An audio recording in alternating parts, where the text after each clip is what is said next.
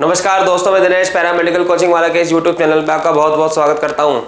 तो दोस्तों, लास्ट की क्लास में हम लोगों ने डिस्कशन किया था वेलोसिटी का कैलकुलेशन, एनर्जी का कैलकुलेशन हम लोगों ने डिस्कशन किया था। आज उसी एनर्जी वाले टॉपिक को हम आगे जो है डिटेल में एक्सप्लेन करते हैं। चलिए देखते हैं।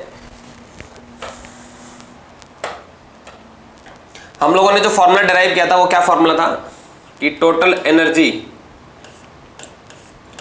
इज इक्वल टू माइनस का 13.6 Z square upon N square electronic volt पर एटम। ये हमने फॉर्मूला डिराइव किया था, पूरा कंप्लीट प्रोसेस आप लोगों को बताया था। ठीक है, बात समझ में आ रही है। अब इसके बाद सबसे पहला क्वेश्चन यहाँ से क्या बनता है, वो होता है कि जो हमारे सामने इलेक्ट्रॉनिक वोल्ट पर एटम लिखा हुआ है, तो क्वेश्चन में इसको कन्वर्ट कराता है किलो जूल पर मोल में। मतलब आपको बेसिकली इलेक्ट्रॉनिक वोल्ट पर एटम का डेटा दे देगा और किलो जूल पर मोल का डेटा आपको पूछा जाएगा। तो वैसे तो बहुत लंबा प्रोसेस है, पर मैं आपको एक ऐसा सिंप्लीफाइड तरीका बता देता हूँ ताकि आपका जो काम है बहुत आसान हो जाए। तो आपको करना क्या है, आपको करना सिर्फ इतना सा है कि अगर आपके पास इलेक्ट्रॉनिक वोल्ट पर एटम दे रखा है तो 96.5 से मल्टीप्लाई कर देंगे तो आपके पास वो डेटा जो होगा वो किलो जूल पर मोल में आ जाएगा। ठीक है, बात समझ में आ रही है। इसी टाइप से दूसरा प्रोसेस ये होता है कि अगर आपके पास में इलेक्ट्रॉनिक वोल्ट पर एटम दे रखा है और उसको आप किलो कैलोरी पर मोल में कन्वर्ट करना चाहते हैं तो आपको कुछ नहीं करना। इस वाले प्रोसेस के लिए आपको वहाँ मल्टीप्लाई करना है 23 से। तो 23 से मल्टीप्लाई करने के बाद जो यूनिट है वो किलो कैलोरी पर मोल में आ जाएगी। ठीक है, तो बेसिकली ये एक लंबा प्रोसेस है, पर हमने इसको एक सिंप्लीफाइड तरीके से कर लिया कि 96.5 से अगर आप मल्टीप्लाई करेंगे तो किलो जूल पर मोल में आएगी, और अगर उसी डेटा को आप 23 से मल्टीप्लाई करेंगे तो किलो कैलोरी पर मोल आ जाएगी। ठीक है ना, तो ये डेटा आप डायरेक्ट याद रखेंगे ताकि जो क्वेश्चन है वो आपके बहुत ईजिली बन जाए। चलिए इसके बाद आगे इस टॉपिक को एलिब्रेट करते हैं। अगला जो हमारा टॉपिक है कि डिफरेंट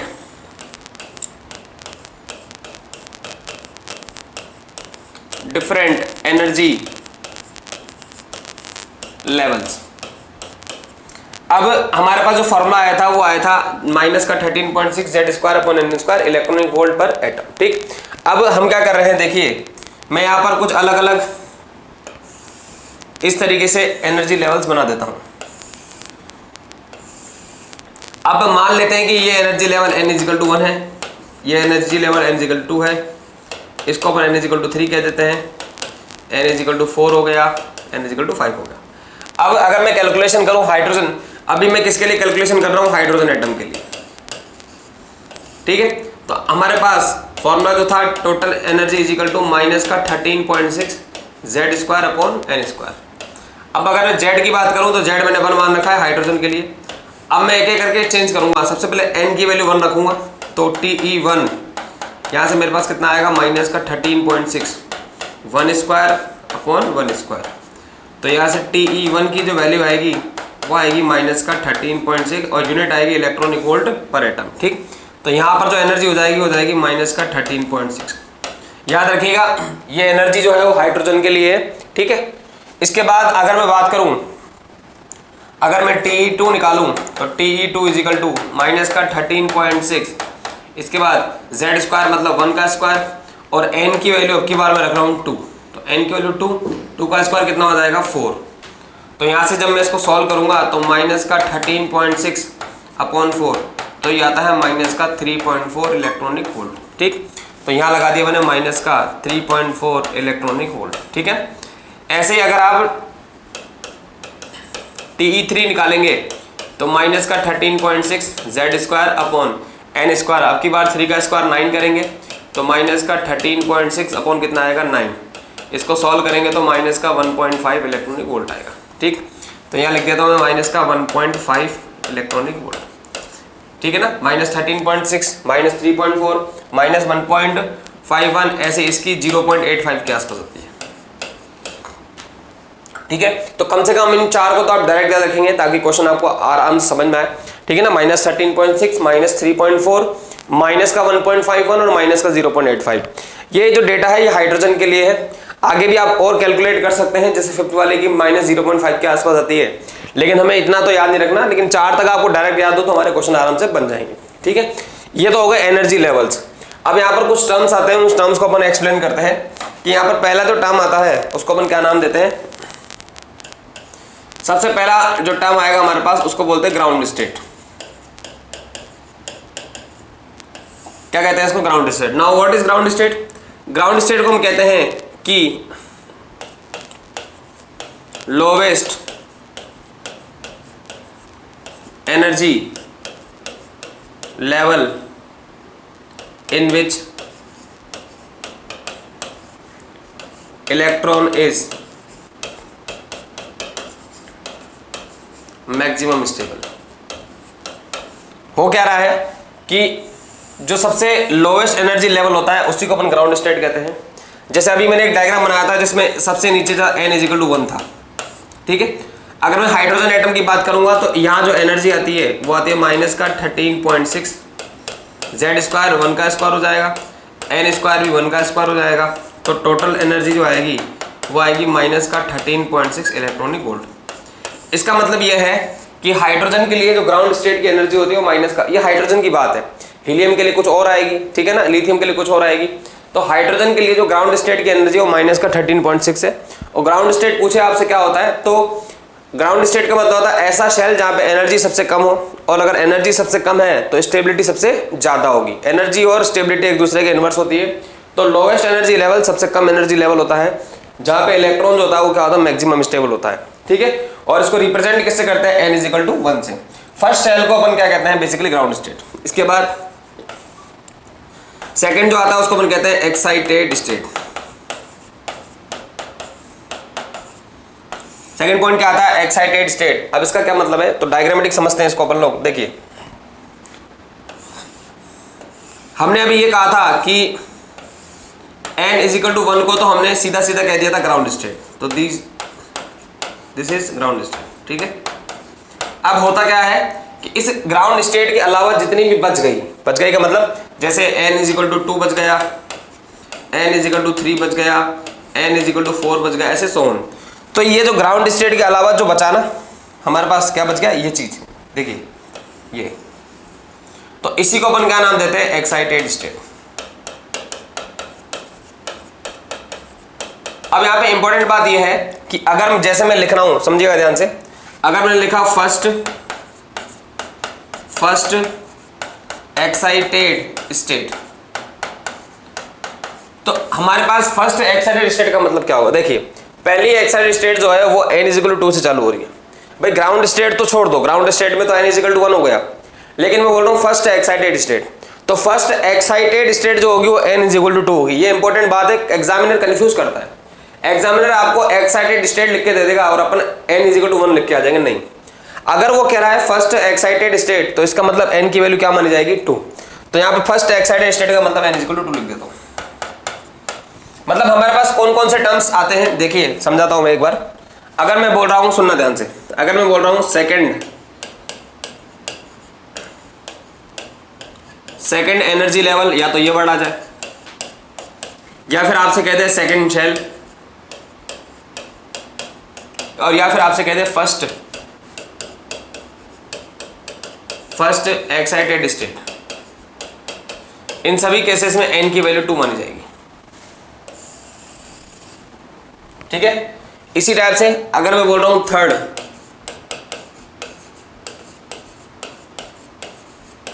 थर्ड एनर्जी लेवल, या इसी को नाम देते हैं थर्ड शेल, तो ये एक्साइटेड कौन सी हो जाएगी, second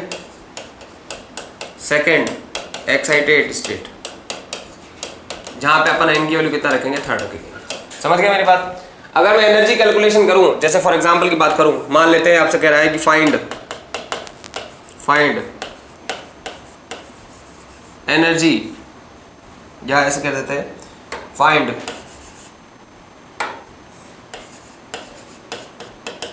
excited energy, excited state, sorry,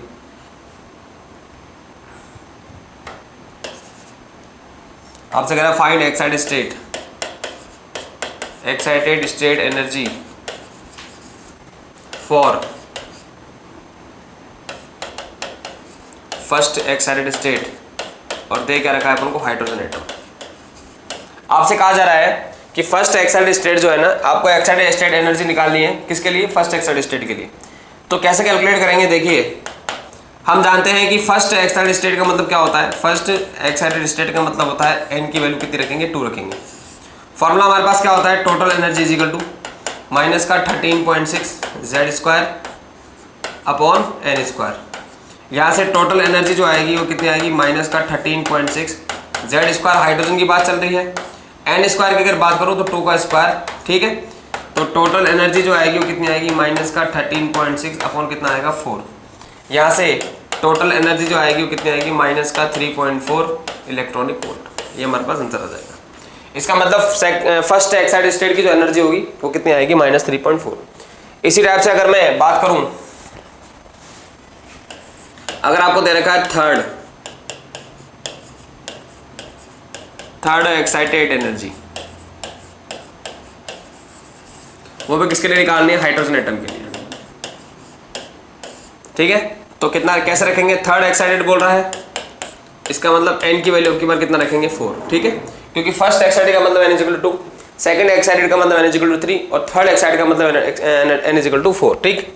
तो यहाँ से total energy is equal to minus का 13.6 जेड स्क्वायर हाइड्रोजन के लिए, एन स्क्वायर कितना आएगा, 4 का स्क्वायर, ठीक है। तो total energy is equal to minus का 13.6 अपॉन कितना आएगा 16। तो ये मेरे पास कितना आ जाएगा, अभी बताया था मैंने, ये देखिए अभी मैंने आपको एनर्जी लेवल बताया था ना, ये वाला, ये रहा एनर्जी लेवल, है ना। तो कितना बताया था मैंने, 4 वैल्यू बताई थी। तो ये हो जाएगा कितना, माइनस का 0.85, ठीक है। ये हो जाएगा माइनस 0.85 इलेक्ट्रॉनिक वोल्ट। समझ गए। अगला इसके बाद जो दूसरा अगला टर्म आता है, 2 टर्म हो गए, एक हो गया ग्राउंड स्टेट, एक हो गया एक्साइटेड स्टेट। फिर हमारे सामने तीसरा जो टर्म आता है उसको अपन कहते हैं, तीसरा टर्म जो आता है हमारे पास उसको अपन क्या नाम देते हैं,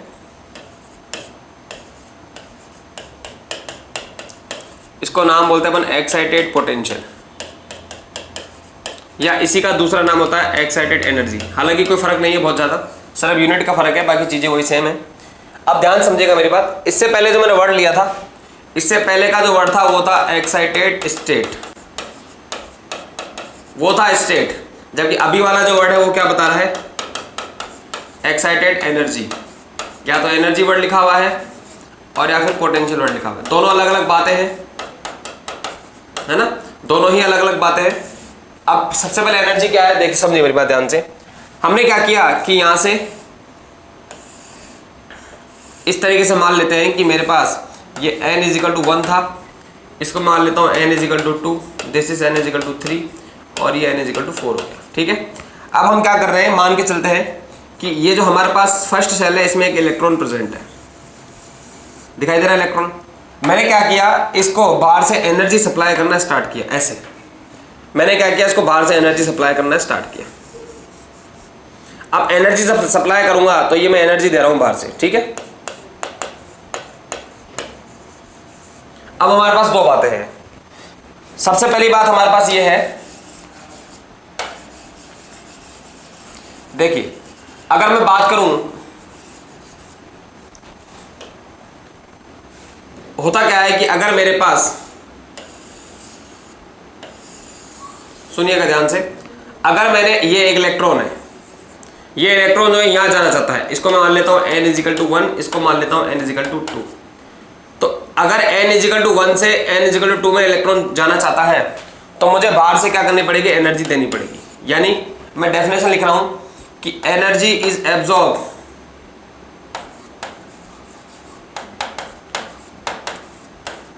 energy is absorbed when electron goes from lower energy level to higher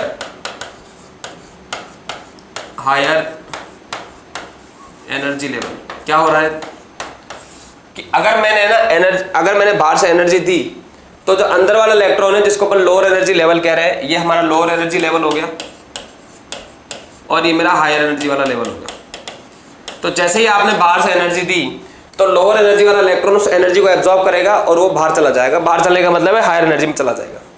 लेकिन होता क्या है कि इधर से मतलब n is equal to 1, n is equal to 2, n is equal to 3, जैसे जैसे आप बाहर की तरफ जाएंगे वैसे वैसे एनर्जी की वैल्यू बढ़ती जाएगी।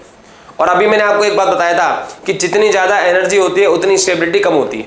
इसका मतलब ये तो हो गया कि इलेक्ट्रॉन ने एनर्जी एब्जॉर्ब की और अंदर वाला जो इलेक्ट्रॉन है या लोअर एनर्जी वाला इलेक्ट्रॉन जो है वो एनर्जी एब्जॉर्ब करके हायर एनर्जी लेवल में चला तो गया, लेकिन यहाँ पे वो अनस्टेबल हो गया। ठीक है, तो अब अपने आप को स्टेबल करने के लिए वो फ्रैक्शन ऑफ सेकेंड में, मतलब बहुत कम टाइम में दोबारा से उसी जगह पे आता है। इस तरीके से जो इलेक्ट्रॉन एनर्जी एब्जॉर्ब करके इनर से या लोअर से हायर में गया था वो इलेक्ट्रॉन अनस्टेबल हो गया। अब अनस्टेबल इलेक्ट्रॉन जो है वो इंस्टेंटली वापस आने की कोशिश करेगा, तो वही इलेक्ट्रॉन जो होगा वो n इजिकल टू 2 से n इजिकल टू 1 में जब जाएगा तो जो जितनी एनर्जी उसने एब्जॉर्ब की थी उतनी एनर्जी वो रिलीज करना स्टार्ट कर देगा। तो यहां से एनर्जी होने लगी रिलीज। ठीक है, और यहां से एनर्जी क्या होने लगी थी बताइए? एब्जॉर्ब। बात समझ में आ रही? अब क्या हुआ देखिए, अब यहां पे हम बात कर रहे हैं। मैंने क्या कहा, मैं जो पढ़ा रहा हूं वो क्या है? एक्साइटेड पोटेंशियल है। मैंने बाहर से एनर्जी दी इस इलेक्ट्रॉन को, तो अब मैंने अभी आपको थोड़ी देर पहले बताया था n इजिकल टू 1 वाले को हम ग्राउंड स्टेट भी कहते हैं। इसका नाम क्या है? Ground state. तो जैसे ही आपने एनर्जी बाहर से दी, ग्राउंड स्टेट का जो इलेक्ट्रॉन है वो एनर्जी एब्जॉर्ब करेगा और ऊपर चला जाएगा। ठीक है, अब कहां जाएगा ये तो फिक्स नहीं है। 1 से 2 जाएगा, 1 से ही। अब 1 से 2 में जा सकता है, 1 से 3 में जा सकता है, 1 से 4 में जा सकता है, कहीं भी जा सकता है। तो मान लेते हैं एग्जाम्पल के लिए कि 1 से 3 में चला गया। ठीक है, अब आप देखिए इलेक्ट्रॉन की मोशन स्टार्ट हो गई, इलेक्ट्रॉन की गति स्टार्ट हो गई। जैसे ही आपने एनर्जी दी इलेक्ट्रॉन जो है ऊपर की तरफ जाना स्टार्ट हो गया। ठीक, ये जो ऊपर की तरफ जाना स्टार्ट हो गया ग्राउंड स्टेट से, जाना हमेशा कहां से बताइए? ग्राउंड स्टेट से। इसी मोशन को हम नाम क्या देते हैं? एक्साइटेड एनर्जी या एक्साइटेड, मतलब बेसिकली इलेक्ट्रॉन को मैंने एक्साइट कर दिया। एक्साइट का मतलब है कि उसको एनर्जी देके बाहर निकालने की कोशिश की। बात समझ में आ रही है? अब हमारे ब्रेन में क्वेश्चन आ रहा है कि ये फर्स्ट से सेकंड में जाएगा या फर्स्ट से थर्ड में जाएगा, तो उसके लिए ध्यान रखिएगा वो डिपेंड करता है कि आपने यहां से एनर्जी कितनी दी, और ये जो लेवल्स दिखाई दे रहे हैं इस पे भी डिपेंड करता है। जैसे मैं एक बेस्ट एग्जांपल ले रहा हूं, मान के चलते हैं कि एक बार देखिए, एक बार के लिए अपन कैलकुलेशन के लिए मान लेते हैं कि इलेक्ट्रॉन फर्स्ट से सेकंड में गया। अब होता क्या है देखिए, मैंने अभी आपको एक बात बताई थी कि हाइड्रोजन एटम के लिए n की वैल्यू यहां पर होती है माइनस का 13.6 इलेक्ट्रॉनिक वोल्ट और यहां होती है माइनस का 3.4 इलेक्ट्रॉनिक वोल्ट। बात समझ में आ रही है? देखिए ग्राउंड स्टेट की एनर्जी है माइनस 13.6 और सेकंड स्टेट की एनर्जी है माइनस 3.4। अगर मैं दोनों का डिफरेंस लूं, समझिएगा मेरी बात ध्यान से, तो डिफरेंस कैसे आएगा? डिफरेंस आएगा फाइनल यानी E2 माइनस इनिशियल यानी E1। E2 की एनर्जी कितनी है? माइनस का 3.4, फिर माइनस E1 की एनर्जी कितनी है? माइनस का 13.6। इसको जब सॉल्व करेंगे तो ये आएगा 10.2 इलेक्ट्रॉनिक वोल्ट। अब इसका मतलब क्या है? 10.2 इलेक्ट्रॉनिक वोल्ट एक डिफरेंस है, एक अंतर है। कितने का अंतर है? 10.2 का। तो मैं यहां लिख देता हूं डेल्टा ई। डेल्टा ई जो है वो 10.2 है। इसका मतलब ये है कि जो आप एनर्जी बाहर से सप्लाई कर रहे हो, अगर मैं उस एनर्जी की वैल्यू को कितना कर दूं, अगर ये जो एनर्जी है इस एनर्जी को मैं 10.2 कर दूं या मैं बाहर से 10.2 इलेक्ट्रॉनिक वोल्ट एनर्जी सप्लाई करूं, तो इससे क्या होगा? इससे होगा ये कि जो फर्स्ट वाला जो इलेक्ट्रॉन है ना वो तुरंत प्रभाव से सेकंड में चला जाएगा। अब यहाँ पर जो 10.2 एनर्जी है ना वो ऐसे किसकी तरह बिहेव कर रही है? तो 10.2 एनर्जी बिहेव कर रही है एज ए एक्साइटेड पोटेंशियल। मतलब आपने इलेक्ट्रॉन को एक्साइट कर दिया ग्राउंड स्टेट से एक्साइटेड स्टेट में, है ना? क्या करके? बाहर से एनर्जी को देके, एब्जॉर्ब करवा के। कितनी एनर्जी एब्जॉर्ब करवा के? डिपेंड करता है आप कहां भेजना चाहते हो। अगर मुझे फर्स्ट से सेकंड में भेजना है तो कितनी एनर्जी दूंगा मैं? 10.2। इसी टाइप से मान के चलते हैं कि मैं इलेक्ट्रॉन को फर्स्ट से थर्ड में भेजना चाहता हूं, तो अभी मैंने आपको बताया था कि फर्स्ट की एनर्जी माइनस 13.6 होती है, सेकंड की माइनस 3.4 होती है और थर्ड की मैंने आपको बताया था माइनस का 1.5 होती है। बात समझ में आ रही है? तो अगर मैं डिफरेंस लूं, अब की बार मैं डिफरेंस ले रहा हूं किसका? E3 माइनस का E1। E3 की बात करेंगे कितनी है? मतलब फाइनल माइनस इनिशियल, माइनस का 1.51, फिर माइनस ये आएगा माइनस का 13.6। जब आप इसको सॉल्व करेंगे तो ये लगभग 12.09 इलेक्ट्रॉनिक वोल्ट के आसपास आएगा, जिसको 12.10 भी माना जा सकता है, ऐसी कोई बात नहीं है। इसका मतलब ये है कि अगर मैं ग्राउंड स्टेट को 12.09 इलेक्ट्रॉनिक वोल्ट एनर्जी सप्लाई करूंगा तो जो ग्राउंड स्टेट का इलेक्ट्रॉन है वो इंस्टेंटली किस में चला जाएगा, थर्ड में चला जाएगा। बात समझ आ रही है। फर्स्ट से सेकंड में जाना है तो 10.2, फर्स्ट से थर्ड में जाना है तो कितनी देनी है हमें, 12.09 होती है। तो ये जो 12.09 है 10.2 है, इसी को अपन क्या नाम देते हैं, एक्साइटेड पोटेंशियल है, एक्साइटेड एनर्जी। ठीक है, बात समझ आ रही है। ठीक है, अब इसी टॉपिक को और एलेबोरेट करेंगे क्योंकि टॉपिक बहुत लेंथी है। ठीक है ना, नेक्स्ट क्लास में मिलते हैं। बहुत बहुत धन्यवाद, थैंक यू।